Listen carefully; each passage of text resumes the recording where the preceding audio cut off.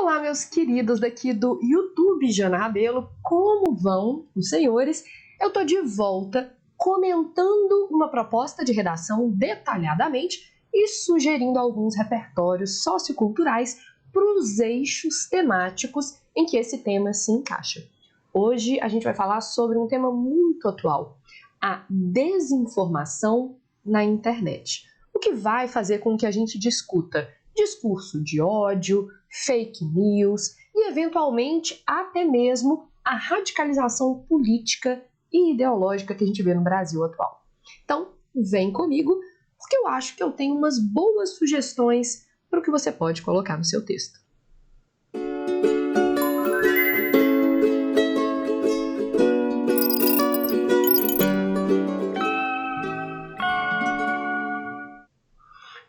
Vou, dentro dessa tradição do YouTube, já te pedir para assinar o canal, ativar as notificações, deixar aqui o seu like e deixar o pedido. Qual é o tema que você gostaria que eu mastigasse no nosso próximo encontro?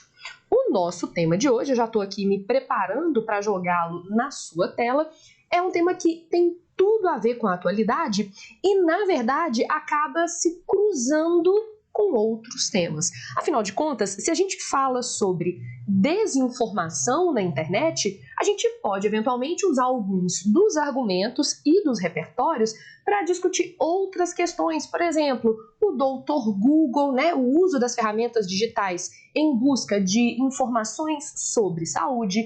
A gente pode eventualmente falar sobre os movimentos obscurantistas, negacionistas, por exemplo, o antivacina, o terraplanista, os movimentos de negacionismo histórico, por exemplo, ou até mesmo a gente poderia falar sobre os desafios enfrentados pela saúde pública no Brasil. Afinal de contas, nos últimos 4 ou 5 anos, a gente tem discutido muito essa temática que eu vou colocar aqui na tela. A gente tem discutido os obstáculos no enfrentamento à desinformação na internet. Então, dando uma olhada aqui no nosso tema, a gente vê que, obviamente, como se trata de um tema que tem a ver com a internet, tem tudo a ver com o eixo temático das tecnologias da informação e da comunicação, e tem uma live aqui no canal em que eu falo sobre repertórios para as TICs, tecnologias da informação e da comunicação. Além disso, como a gente está falando de desinformação, a gente está falando também sobre mídia e demais meios de comunicação, que tem também uma live aqui sobre isso. Ou seja, não falta fonte de informação qualificada neste canal. Então, voltando, a gente mais uma vez está usando uma proposta de redação dos nossos parceiros do Propostas de Redação, e a gente começa fazendo uma análise da frase temática, de qual foi a forma dada àquele tema dentro do nosso comando. Primeira coisa que eu vou destacar aqui é que a pessoa que montou esse tema deu foco no enfrentamento à desinformação. Portanto, eu sugeriria, a partir dessa palavra enfrentamento, que vocês apostassem num formatinho de tese, que é a chamada tese por antecipação da proposta de intervenção. Por quê? Porque o foco está aqui no enfrentamento, no combate, na luta contra a desinformação. Então, primeira sugestão, que vocês façam uma tese por antecipação. Essa é a dica dada por essa palavra. Então, tese por antecipação da proposta de intervenção. Uma outra palavra que eu gostaria que a gente prestasse atenção aqui é obstáculos. Já que a gente está aqui falando sobre os obstáculos, a gente está falando, na verdade, dos desafios a serem enfrentados, as causas ou os fatores do problema. Portanto, eu sugeriria que você fizesse uma tese um pouco mais ousada, dentro do nosso lema ousadia, redação e alegria. Por que você não faz uma tese complexa e junta o formato tese por antecipação da proposta de intervenção com outro formatinho que eu já ensinei para vocês aqui, que é a chamada tese por responsabilização, que é aquela tese em que a gente fala quem são os responsáveis, as causas do problema. Então, eu colocaria, né, causa 1, causa 2 na tese e terminaria falando, portanto, é necessário que se combatam esses elementos para a erradicação deste problema na sociedade brasileira. Por exemplo, óbvio que eu não estou fazendo a tese para você, eu estou sugerindo alguns formatos. Então, eu sugeriria que você juntasse a tese por antecipação da proposta com um outro formato que eu já ensinei aqui, que é a tese por responsabilização, causa 1 e causa 2. Outra palavra que eu gostaria que a gente prestasse atenção é a palavra desinformação na internet, tá? Então, vamos lá para desinformação, porque desinformação é claramente um problema. E considerando que se trata de um tema cuja situação problema é explícita, eu já ensinei esse truque para vocês. Normalmente, temas de SP, situação problema explícita, são mais facilmente desenvolvidos por causas, até porque está lá na tese, e consequências. Beleza? Vamos colocar aqui sugestão de desenvolvimento.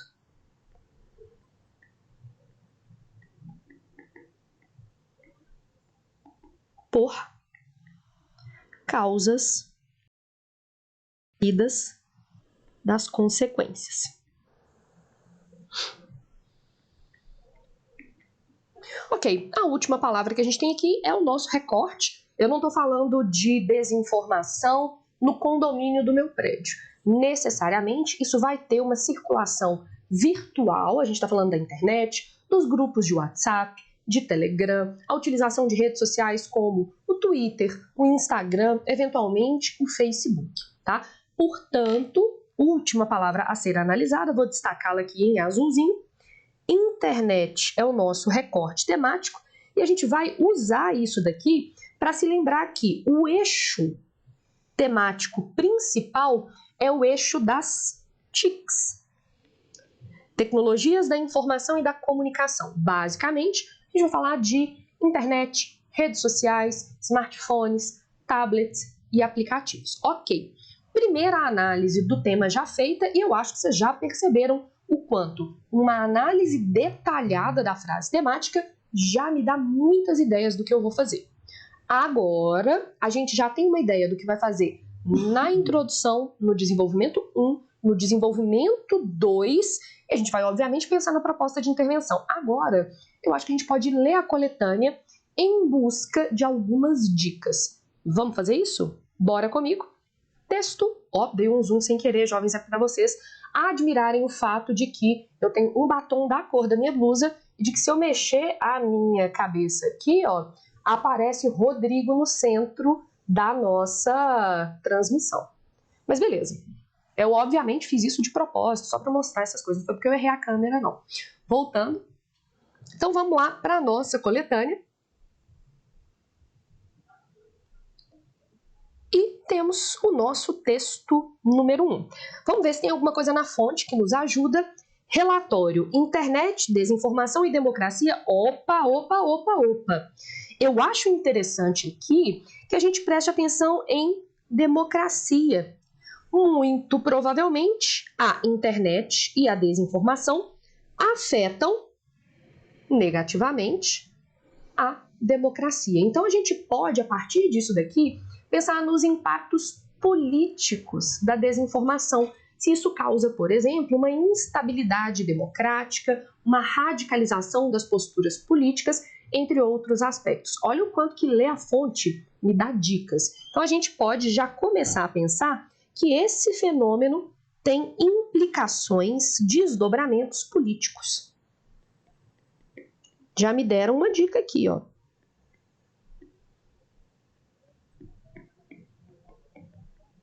Beleza. Vamos agora para o texto de fato. A veiculação de notícias falsas, que é um jeito de falar de desinformação, é um fenômeno tão antigo quanto a história da imprensa. Ou seja, isso não é uma novidade. Talvez o que tenha mudado é o meio de comunicação utilizado. Antes era a imprensa tradicional. Hoje a gente usa aos meios de comunicação digital. Então aqui abre espaço para falar que eventualmente a gente poderia discutir um aspecto histórico. Você pode eventualmente se lembrar de momentos históricos em que houve propagação de notícias falsas. E aí eu me lembro de uma outra coisa. Tem um filme brasileiro que eu adoro, que é excelente para a gente problematizar o papel da imprensa na divulgação de informações falsas, ou pelo menos parcialmente falsas, que é um documentário que você encontra facilmente no YouTube, chamado O Mercado de Notícias. Então eu estou aqui lendo a coletânea, mas eu estou pensando já em repertório sociocultural. Então anota aí, O Mercado de Notícias, documentário brasileiro que problematiza o papel da imprensa no Brasil. Continuamos. O avanço da internet, contudo, permitiu o aumento da disseminação dessas notícias a níveis sequer imaginados, e os seus efeitos negativos na sociedade tornaram-se ainda mais severos. Quando eu penso em avanço da internet, eu já penso num outro repertório sociocultural, né? A gente tem, por exemplo, algumas pessoas que falam que hoje a gente vive a quarta revolução industrial, que é a revolução técnico-científico-informacional, que é desencadeada pela internet. Estou pensando no repertório enquanto eu leio o texto.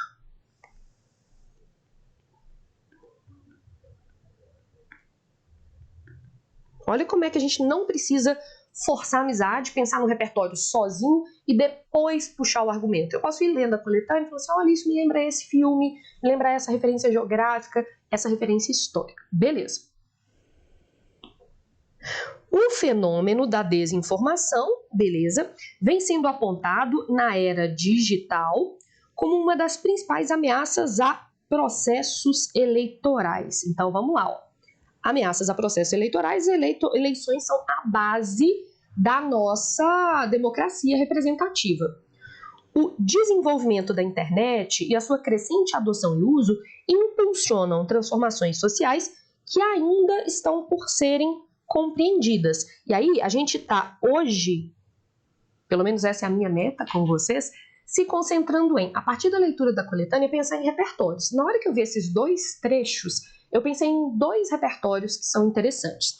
Quando a gente fala de ameaças a processos eleitorais, a gente tem uma série de documentários que vieram, né, a público a partir ali de 2015 e 2016, que falam sobre o uso de Big Data, né, o uso massivo de informações digitais para influenciar os votos, né? A gente tem, por exemplo, na Netflix, alguns documentários sobre o Big Data.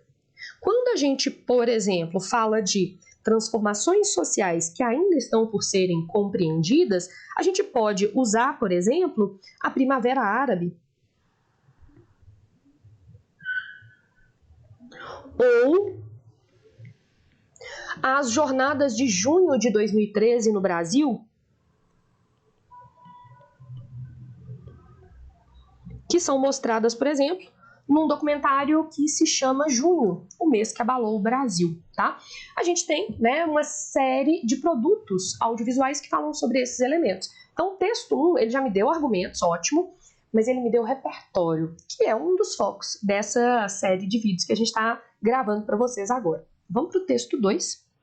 Texto 2.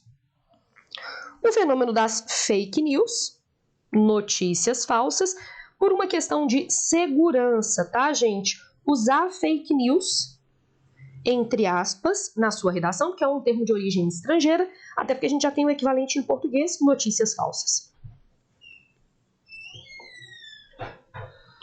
Cresce diariamente a ponto de muitas vezes não conseguirmos distinguir a notícia verdadeira da falsa. Então, o impacto grave é a gente não conseguir separar o joio do trigo, o que é uma fonte confiável, o que não é, o que é um boato e o que é uma realidade. Então existe ali uma crise da confiabilidade da informação.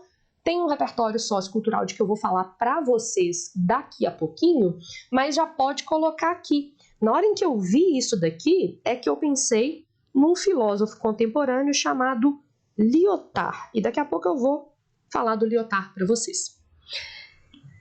Nossos celulares, e-mails e redes sociais são inundados por esse conteúdo que muitas vezes, além de falso, é também difamatório. Então, não apenas ele é mentira, mas ele difama, ou seja, fala mal, prejudica a imagem e ofende, pois visa atacar terceiros. Então, eventualmente, você pode usar um repertório que fale sobre discurso de ódio.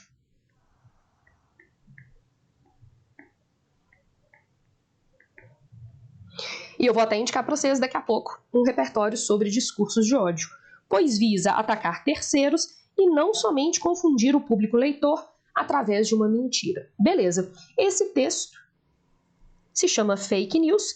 Quais os impactos das notícias falsas no seu negócio?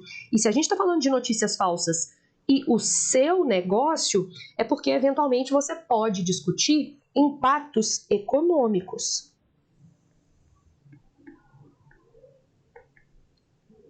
E aí, momento de descontração. Algumas empresas são alvo de notícias falsas que impactam as suas vendas, tá? Então, por exemplo, uma figura famosa brasileira andou aí espalhando que um certo refrigerante era adoçado com uma substância feita a partir de fetos. Sim, pesquisem e deixem o nome dessa figura controversa aqui embaixo. A gente teve notícias falsas de que um certo nome de um certo bombom seria uma exaltação, né, da bruxaria, porque esse bombom se chama feitiçaria. E aí eu me lembro de um momento da minha infância, antes da internet, porque afinal de contas, né, estas rugas não estão aqui por acaso, em que circulou uma notícia falsa antes da internet sobre o fato de que um certo boneco que fazia muito sucesso entre as crianças da minha época tinha dentro dele um punhal. Por quê? Porque esse boneco seria supostamente dedicado ao diabo. Então, pessoas que têm aí alguma teoria conspiratória, me conta. Qual é a teoria conspiratória que mais te marcou? Eu tinha esse boneco que começou a fofoca de que tinha um punhal dentro dele. A minha mãe, eu tenho que contar essa história, gente. A minha mãe escondeu esse boneco no alto do meu guarda-roupa e uma noite, e aí eu dormindo com medo, porque né, esse boneco estava lá. Minha mãe não me deixou jogar fora o boneco. Minha mãe guardou. E aí, uma noite, jovens, o boneco cai do alto do meu guarda-roupas. Vocês conseguem imaginar o nível de pip na mão que eu fiquei durante toda a madrugada até amanhecer e eu ter certeza que eu não seria assassinada por esse boneco?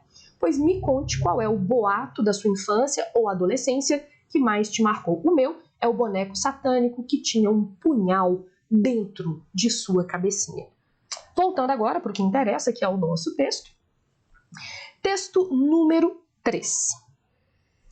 Como identificar notícias falsas? Já vou colocar aqui, ó, um coraçãozinho. Por que eu vou colocar um coraçãozinho? Porque esse texto, ele me ajuda em pensar maneiras de enfrentar as notícias falsas, a desinformação, que é basicamente o tema, tá? Então, o texto 3, ele me dá algumas ideias de proposta de intervenção. Por quê? Se eu falo como identificar notícias falsas, eu estou combatendo, né, a proliferação das notícias falsas. Então, o texto 3 já de cara me fala assim, nossa, ideias para proposta de intervenção. Considere a fonte, clique fora da história para investigar o site, sua missão e contato. E aí eu penso num exemplo que eu quero que vocês anotem. No Brasil existe uma organização não governamental que se chama Observatório da Imprensa, que é um grupo independente de jornalistas que, entre outras coisas, faz uma crítica da imprensa brasileira. Então, imagine se, a exemplo do Observatório da Imprensa, os grandes jornais, as grandes revistas, os grandes portais de internet fazem conjuntamente sites para verificação e divulgação de quando se trata ou não de notícias falsas, tá? Alguns desses sites já existem, por exemplo, existe a agência Lupa, e isso se chama Agência de Verificação de Notícias. E aí tem um nome em inglês que é fact-checking, ou seja, checagem de fatos. Então a gente já está pensando em outras coisas aqui. Outro, leia mais. Títulos chamam a atenção para obter cliques. Qual é a história completa? Verifique o autor.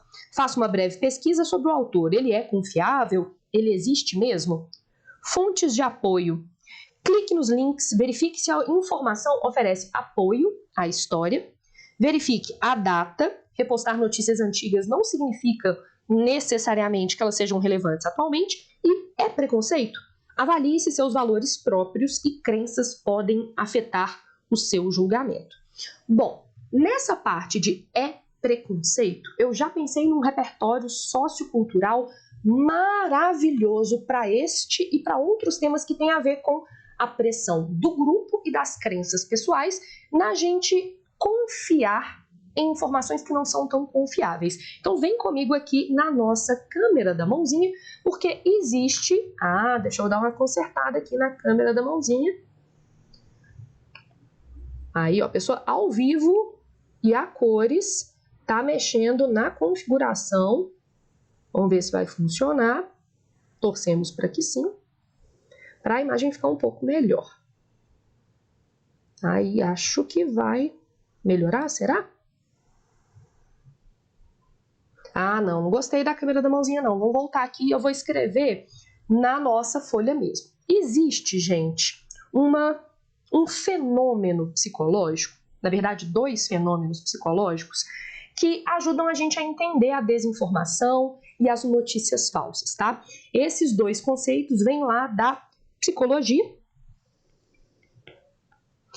e são o viés de confirmação e a questão do viés de grupo.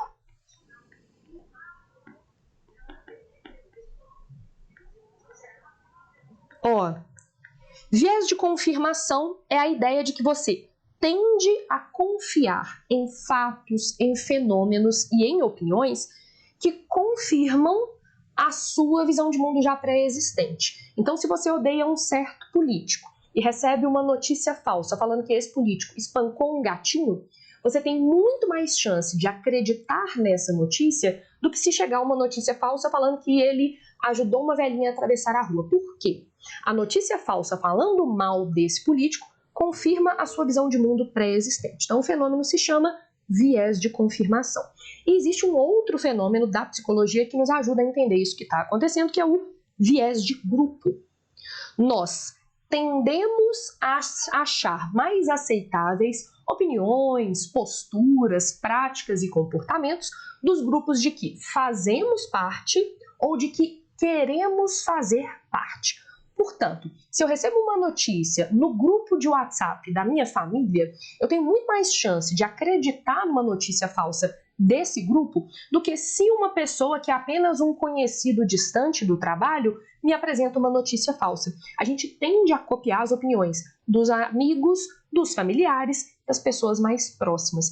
É o efeito WhatsApp. Na hora que você junta os dois, gente, tá explicada a notícia falsa. A gente acredita na notícia falsa que confirma o que a gente já acha, principalmente se chegar de alguém querido. Então, são 2 fenômenos psicológicos que ajudam a gente a entender o que está acontecendo no Brasil e no mundo na atualidade. Tranquilo? E aí, por último, eu gostaria de colocar aqui, nessa parte de como identificar notícias falsas, a ideia de que esse texto, direta ou indiretamente, está propondo 2 tipos de ações. São 2 ações educativas. Eles estão propondo educação midiática, aprender a ler de uma maneira melhor, a lidar melhor com os meios de comunicação, aprender a checar em outras fontes, aprender a verificar a credibilidade daquela fonte. E eles também estão, de certa maneira, promovendo a educação digital, né? Ensinando como usar as ferramentas digitais de comunicação. Então, para mim, são as 2 melhores propostas de intervenção. O que vai mudar é onde a gente vai oferecer essa educação. Ela não precisa ficar limitada à escola. Isso pode sim ser feito dentro da disciplina de língua portuguesa, de redação, de história, de geografia. Pode ser uma abordagem transdisciplinar. Mas não são só os alunos brasileiros que estão lidando com desinformação no dia a dia. Isso pode fazer parte de campanhas nas mídias digitais, nas próprias redes sociais ou até mesmo na nossa mídia tradicional, televisiva e impressa. Pronto. Quem chegou até aqui neste vídeo acaba de receber propostas de intervenção completas. Se você chegou até este ponto do vídeo, deixa aqui no comentário: imprescindível, necessário assistir até o fim. Sim, eu plantei uma armadilha de Satanás para aquelas pessoas que veem só os primeiros 5 minutos do vídeo. Voltando. Texto número 4. Aqui é porque a fonte, gente, não é uma fonte que nos ajuda muito, tá? Isso daqui é um texto da prefeitura da cidade de Bauru, que fica em São Paulo, né? Não nos ajudou muito, no máximo é um agente possível, né? As autoridades governamentais, principalmente as ligadas à área de comunicação. Mas não acho que é tão útil. O texto 4 vai nos ajudar um tiquinho mais. O texto 4 vem de enf.ufmg.br. Esse ENF é a Faculdade de Enfermagem da UFMG. Poxa, se eu conheço essa sigla, eu penso que, eventualmente, há impactos para a saúde pública. A gente está em plena pandemia de Covid-19. Desinformação tem impactado a saúde pública? Muito, como a gente vai ver daqui a pouquinho. Então, acho que a gente pode pensar aqui em impactos sanitários para a saúde. Vou escrever aqui impactos sanitários. Beleza. Texto 5. Fake news podem trazer impactos negativos à saúde pública. Isso a gente já tinha até interpretado. A veiculação e compartilhamento de informações falsas na área da saúde, por meio de redes sociais, blogs, sites ou aplicativos de mensagens, podem trazer consequências sérias à saúde individual e coletiva. Esses impactos podem envolver, por exemplo, tratamentos questionáveis. Tem sido divulgado algum tratamento questionável, cientificamente não aprovado, nos últimos tempos nas redes sociais brasileiras, jovens? Isso tem acontecido? Voltando. Tratamentos questionáveis, alterações metabólicas do indivíduo e cobertura vacinal. Tem gente deixando de se vacinar porque tem medo de se transformar em jacaré, né?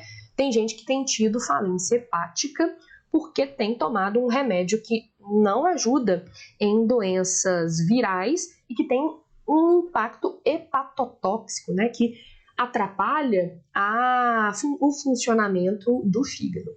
Tempos esquisitos, né, gente? Beleza. No enfrentamento das chamadas fake news, deve-se aprender a filtrar as notícias, objetivo 1, e saber em quais veículos confiar, objetivo 2 da proposta de intervenção.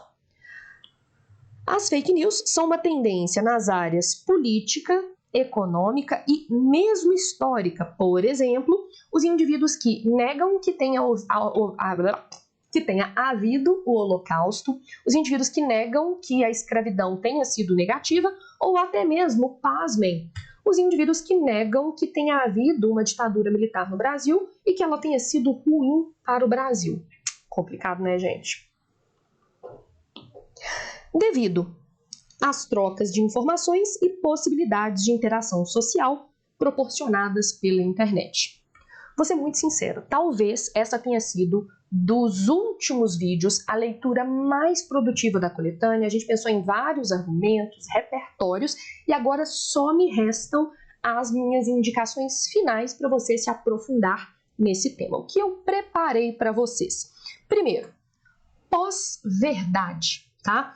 Tem um texto sensacional do site Politize que se chama Notícias Falsas e Pós-Verdade, o mundo das fake news e da desinformação, que faz uma abordagem super profunda das origens históricas, tecnológicas, políticas, econômicas, ideológicas da epidemia de desinformação que a gente tem no mundo hoje.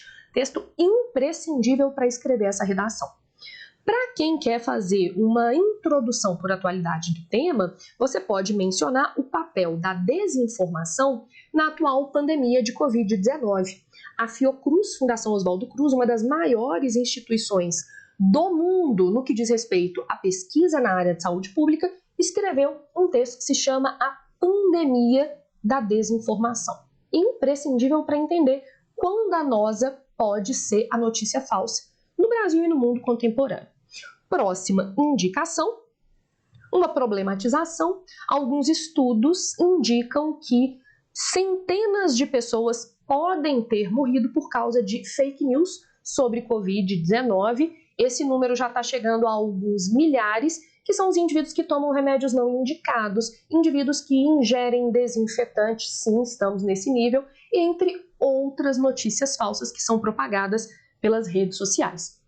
Se a gente está falando de criar-se uma realidade e usar a comunicação para transformar essa realidade em uma verdade, eu não consigo não pensar no livro 1984, do George Orwell, e que, se você não quer ler o livro, vale a pena assistir ao filme, que é um filme mais antigo, mas ele é super atual, porque ele fala de um regime autoritário que aposta na desinformação para garantir que os seus seguidores continuem alienados e que persegue os que eventualmente se opõem, se ousam, digamos assim, falar a verdade. Outra indicação para vocês é um filme chamado Contágio, que conta basicamente a história de uma pandemia respiratória nascida no mercado do Oriente e que cria uma histeria coletiva baseada na divulgação de notícias falsas sobre um suposto medicamento milagroso, que não apenas não ajuda as pessoas, mas que adoece algumas pessoas. Vocês identificam alguma coisa nesse sentido? Vamos lá dar uma olhada em Contágio. Deixa eu colocar ele aqui para vocês.